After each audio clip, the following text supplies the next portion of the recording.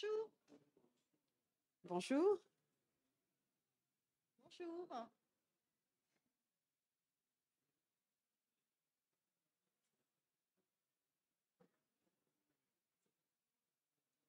Bon, on a commandé une. Ouais. Vous avez des camarades?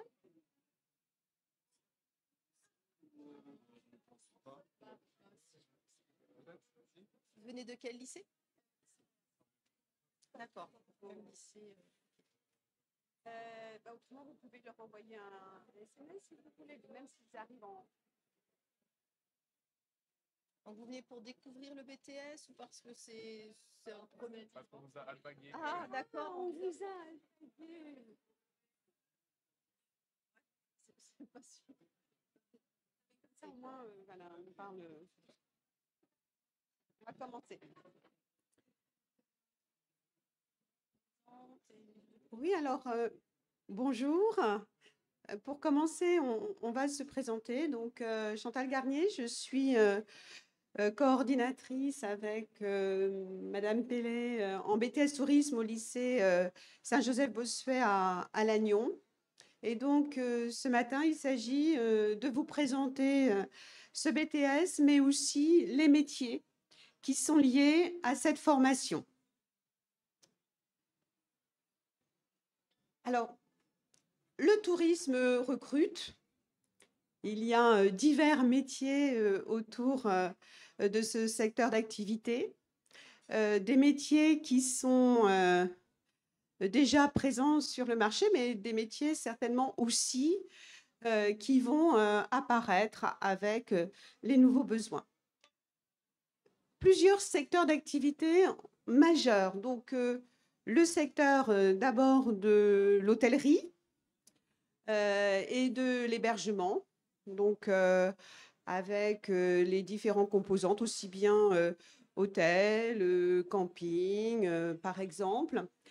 Les métiers du management au niveau des entreprises qui recrutent au niveau du tourisme, et puis tous les métiers liés aux loisirs, et puis à l'animation.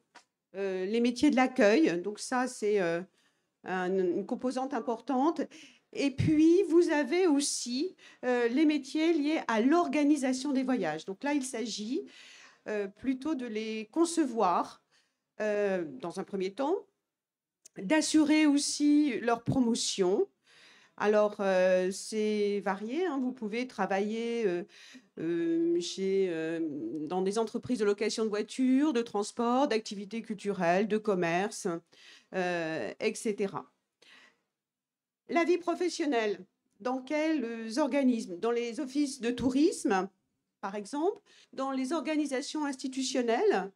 Là, je pense à Atout France. Ce sont des organisations qui sont justement chargées d'assurer la promotion du tourisme.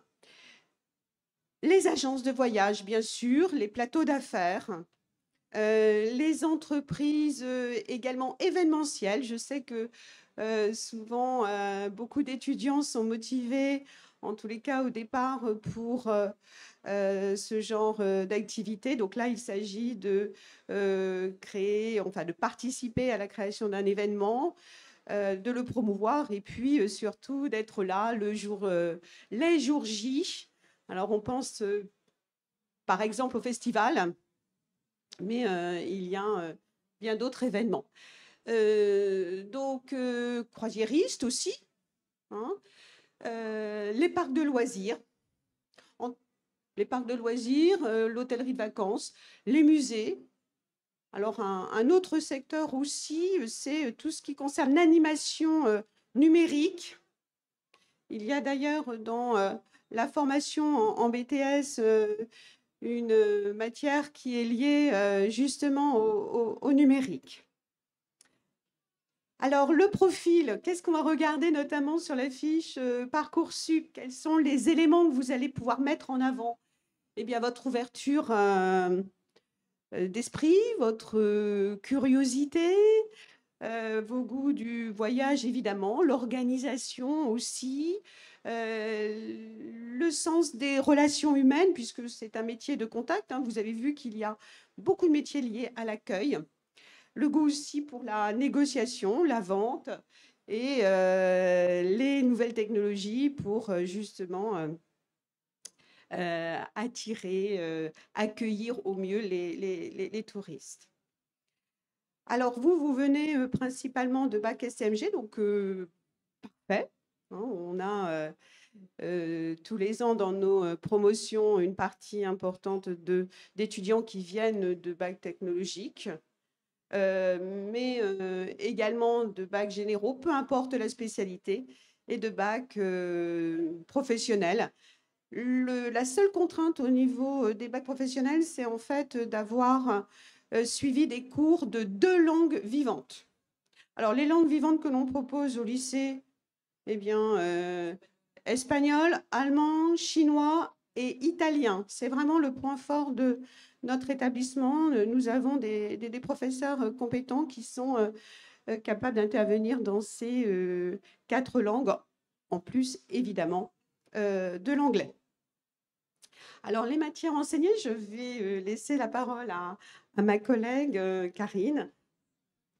Bonjour, donc Madame Pellet, professeure de culture générale en BTS tourisme et professeure de français également au lycée. Donc aujourd'hui, il s'agit de vous présenter les différentes matières qui sont enseignées, donc notamment la culture générale et expression. Donc il s'agit pour vous de travailler sur des textes, sur des documents, de pouvoir argumenter et puis ensuite de pouvoir passer aussi à un oral en continu. Donc ça, c'est coefficient 2 et nous avons donc 2 heures de cours par semaine où nous varions aussi bien la théorie que la pratique, toujours en relation avec les thématiques que vous voyez dans les matières plutôt professionnalisantes. En ce qui concerne tourisme et territoire, donc dispensé par ma collègue Madame Garnier, là aussi on a une matière générale qui est donc notée de façon ponctuelle en 2e année. Et là aussi, vous travaillez donc sur les territoires en France ou à l'étranger, travailler sur l'impact du tourisme dans certains pays, dans certaines régions en France ou ailleurs. Et ensuite, la GRCT, c'est-à-dire la gestion de la relation clientèle touristique. Donc là, vous êtes véritablement amené à devenir un futur voyageur, un futur agent de voyage. Vous êtes amené aussi, durant des ateliers professionnels, à concevoir des voyages, d'autant plus qu'en première année, vous allez commencer à travailler sur votre voyage de 2e année. Donc, vous serez amené à voir les différents rôles, les différents postes quand on travaille en BTS Tourisme en vue de votre voyage de 2e année. À cela s'ajoutent également d'autres matières, toujours professionnelles et professionnalisantes. Donc, l'EPT, l'élaboration d'une prestation touristique. Donc, nous, dans notre établissement à Lannion, nous avons la chance d'être collège et lycée, ce qui vous permet, vous, futurs étudiants, de travailler ces matières-là, aussi bien auprès des collégiens, des lycéens, construire une formation, construire un voyage, une sortie, et donc tout au long de l'année, sur vos 2 années, d'être évalué et d'être de plus en plus compétent. Par ailleurs, juste à côté de notre collège, nous avons une école primaire où nous sommes aussi amenés à être des guides pour les écoles primaires, tout cela au sein de Lannion ou bien ailleurs, sur Brest ou Saint-Brieuc. La GIT, comme vous en parlez, Madame Garnier, donc là, vous travaillez essentiellement sur les ordinateurs, c'est-à-dire concevoir des plaquettes, concevoir des flyers, donc véritablement voir votre travail aussi via l'outil informatique. Et comme nous l'avons aussi précisé, être en BTS tourisme, c'est manipuler, dialoguer, verbaliser autour donc des langues que vous aurez choisies. Souvent, c'est anglais, espagnol, mais comme vous le disiez, Madame Garnier, vous avez la possibilité d'avoir une 3e langue, le chinois ou l'italien, et donc diversifier vos langues et devenir, je dirais, un atout majeur sur le devant de la scène dans le tourisme. Les ateliers professionnels, donc ça c'est l'atout en BTS tourisme. Il ne s'agit pas uniquement d'être un étudiant passif. Nous, ce qu'on attend, c'est d'avoir des étudiants actifs qui soient je dirais, dès lors et immédiatement devenir et qu'ils deviennent, pardon, aussi des futurs voyageurs et donc professionnels. Et donc ces ateliers de professionnalisation, eh bien, c'est des jeux de rôle, c'est des mises en scène où vous êtes à la fois voyageur, client, mais aussi l'agent de voyage ou celui ou celle qui allait donc guider votre futur groupe.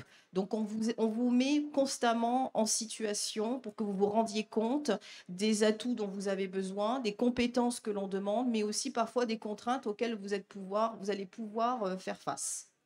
Par conséquent, ben, on vous demande pendant ces ateliers professionnels de préparer des lettres de motivation, des CV que vous allez pouvoir diffuser pendant vos stages ou avant même vos stages pour être de plus en plus compétent et professionnel. La préparation du voyage d'études, on vous en a parlé. Cette préparation, elle se fait dès la première année pour un voyage en deuxième année. Et donc, c'est vous qui construisez votre voyage du début jusqu'à la fin. Les professeurs sont là pour vous accompagner, mais vous êtes acteur de votre voyage. Donc, cette année, c'était le Portugal. Lisbonne, nos étudiants donc, sont partis. Quelques photos, c'était ça.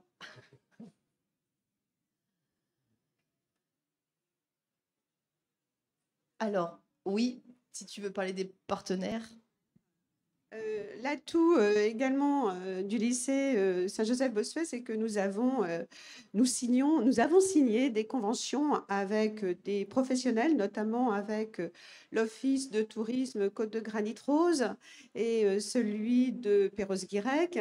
La semaine prochaine, nous allons élargir cette collaboration à d'autres offices de tourisme, comme celui, par exemple, de la baie de Morlaix. Donc voilà, on a un lien important avec les professionnels du territoire et qui interviennent régulièrement au niveau de l'établissement en atelier de professionnalisation, par exemple. Nous avons aussi des anciens étudiantes qui travaillent dans le secteur de l'aérien. On n'en a pas parlé, mais c'est important. On a tous les ans des étudiantes qui souhaitent être hôtesse de l'air ou steward, par exemple, et nous avons des contacts donc des partenaires qui viennent parler de leur métier. Qui dit BTS dit effectivement insertion dans la vie professionnelle et là, c'est commun à tous les BTS tourisme. Il y a 14 semaines de stage. C'est beaucoup, finalement, réparties en 3 périodes. 2 périodes en première année, une première période plutôt enfin, de 3 semaines de découverte d'une structure touristique, et puis 1 mois et demi entre mai et juin. Alors là, on vous conseille notamment de partir à l'étranger. Il y a des bourses Erasmus qui sont possibles ou des bourses venant de la région. Et puis, vous avez en deuxième année un stage de 5 semaines. Donc là, nos étudiants et étudiantes sont en ce moment, nos étudiants de deuxième année sont en ce moment en stage. Alors, les lieux de stage sont divers. Hein. Ça peut être des musées. Au mois de juin l'année dernière, une étudiante a réussi à obtenir un stage au musée Grévin à Paris, par exemple. D'autres sont dans les offices de tourisme bretons du secteur, dans des hôtels. Comment? Vous pouvez, comme on vous le disait, partir à l'étranger. Et donc, l'an dernier, on a un étudiant qui est parti à Malte également faire son stage pour découvrir une structure événementielle.